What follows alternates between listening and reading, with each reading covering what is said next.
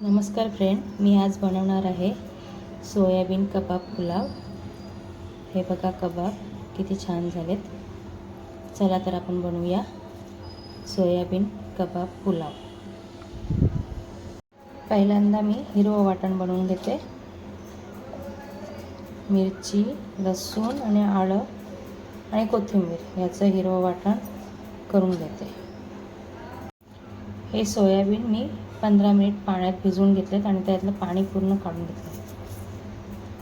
त्याच्यात मी घालणार आहे जिरे, बेसन 2 चमच आहे हे आणि कॉर्नफ्लॉवर 1 चमच, मिरची अर्धा कांदा आहे आणि 4 पाकळ्या लसूण, आलं आणि कोथिंबीर आणि थोडं मीठ हे घालून मी आता वाटणार आहे। हे सगळं मी आता मिक्सरला बारीक करून घेते। हे बघा मी याप्रमाणे बारीक करून घेते। जास्त बारीकही नाही आणि जास्त जाडी नाही, मीडियममध्ये असं करून घेतलं। या मिश्रणाचे आता मी छोटे छोटे गोळे करून घेते। याप्रमाणे गोळे करून ठेवते। हे सोयाबीनचे बॉल्स आता मी तेलात तळून घेते।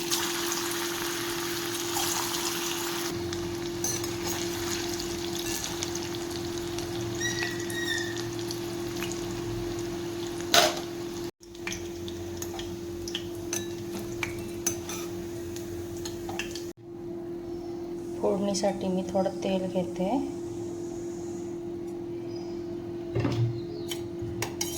आणि 2 चमच तूप घालते।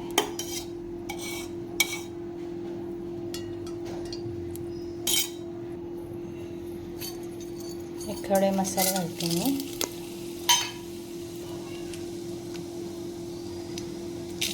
जिरं, थोडीशी राई, लसूण आणि आलं चिरून घेतलंय, कांदा, मीठ हे आता परतून घेऊया आपण। टोमॅटो टाकूया म्हणजे चांगलं शिजवून घ्यायचं।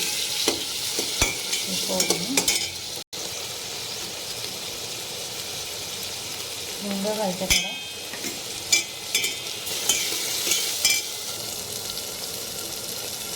हिरवं वाटण,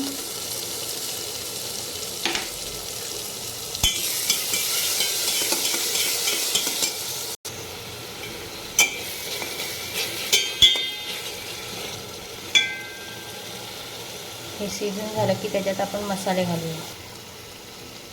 त्याला चांगलं आता तेल सुटलं आहे। त्याच्यामध्ये मी धने पावडर, हळद, गरम मसाला आणि हा पुलाव मसाला घालते आणि चांगलं परतून घेते।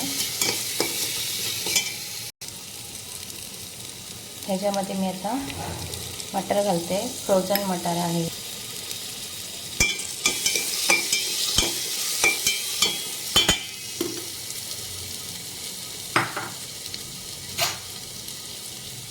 आणि आपले सोयाबीनचे बॉल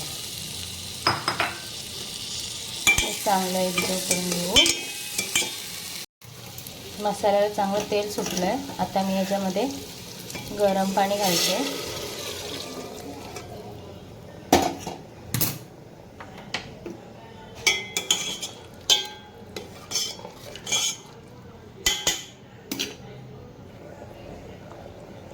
आता याच्यामध्ये मी राईस घालते।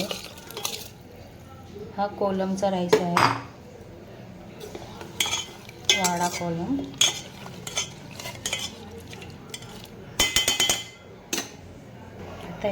आता हे आपण चांगलं शिजवून देऊया। थोडं मीठ घालते। मीठ आपण मसाल्यासाठी पण घातलेलं होतं, त्याच्यामुळं थोडंच घाला चवीप्रमाणे।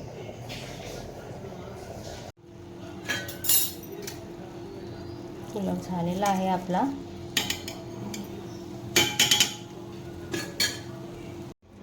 काढून घेते.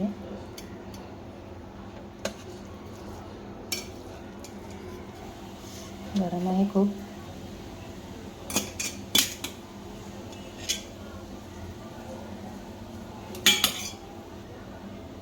थोडंसं तूप आणि थोडी कोथिंबीर. पापड.